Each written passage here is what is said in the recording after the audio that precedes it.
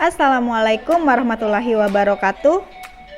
Hai Solih-Solihah, bertemu kembali di pembelajaran online hari ini. Semoga kalian tetap bersemangat untuk belajar dari rumah. Jangan lupa atur jarak gadget kalian sejauh 30 cm dari mata. Pada video kali ini, kita akan membahas tentang ciri khusus pada tumbuhan. Allah telah menciptakan tumbuhan berbeda-beda, lengkap dengan ciri khususnya masing-masing. Seperti apakah ciri khususnya?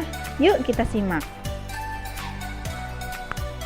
Yang pertama, pohon bambu. Tanaman ini memiliki batang beruas dan berongga. Bambu dapat tumbuh lebih cepat dari tanaman lain karena di bagian buku bambu terdapat jaringan yang sel-selnya aktif membelah. Bambu dapat bertahan hidup walaupun kekurangan air. Ia menggugurkan daunnya sampai mendapat pasokan air yang cukup. Yang kedua, pohon jati. Pohon jati menggugurkan daunnya saat musim kemarau. Pengguguran daun ini bertujuan agar tidak terjadi penguapan yang berlebihan. Proses ini dinamakan meranggas. Meranggas juga dilakukan oleh tumbuhan lain, seperti kedondong dan mahoni, walaupun tidak sebanyak pada pohon jati. Yang ketiga, kaktus. Siapa yang tidak kenal dengan tanaman ini? Ya, habitat tanaman ini sebenarnya adalah tanah yang kering seperti gurun. Kaktus dapat bertahan hidup di daerah gurun karena mampu mengatur penggunaan air secara efektif. Batangnya yang tebal tersusun atas jaringan spons sehingga mampu menyerap air hujan dengan jumlah yang banyak. Akarnya yang panjang dan banyak mampu mempercepat penyerapan air hujan yang sesekali turun. Daunnya yang berbentuk duri dapat mengurangi penguapan. Kaktus merupakan tumbuhan xerofit. Selain kaktus, tumbuhan xerofit lainnya misalnya lidah buaya. Yang keempat, teratai. Bunga indah ini merupakan tumbuhan air yang akar dan batangnya terdapat di dalam air. Sedangkan helaian daunnya mengapung di permukaan air. Meski terendam di dalam air, teratai tidak busuk loh.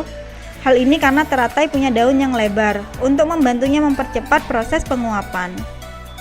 Permukaan daunnya dilapisi lilin agar daun tidak basah, sehingga proses penguapan tidak terganggu. Teratai juga punya banyak rongga udara pada akar dan batangnya sebagai alat pelampung sehingga daun teratai tetap berada di permukaan air dan tetap terjadi fotosintesis. Teratai merupakan tumbuhan hidrofit. Contoh tanaman hidrofit lainnya misalnya eceng gondok. Yang kelima, bakau. Bakau merupakan tumbuhan halofit, yakni tumbuhan yang dapat hidup di tempat yang asin dan tergenang air laut. Tanaman ini tumbuh di pesisir pantai. Pada akarnya terdapat filter untuk menyaring masuknya garam yang berlebihan, dan kelebihannya akan dikeluarkan dari daun. Yang keenam, Venus. Venus adalah tanaman pemakan serangga. Warnanya yang mencolok berguna untuk menarik serangga agar mendekat dan masuk ke dalam jebakan. Daun yang berengsel dan berbulu merupakan bagian dari senjata untuk menjebak serangga. Yang ketujuh, lumut. Lumut merupakan salah satu tanaman higrofit. Tanaman ini hidup di tempat lembab dan banyak ditemui di hutan hujan tropis. Ciri khusus tanaman higrofit adalah daunnya yang tipis dan lebar, dan pada daunnya terdapat banyak stomata untuk mempercepat penguapan. Yang kedelapan, putri malu.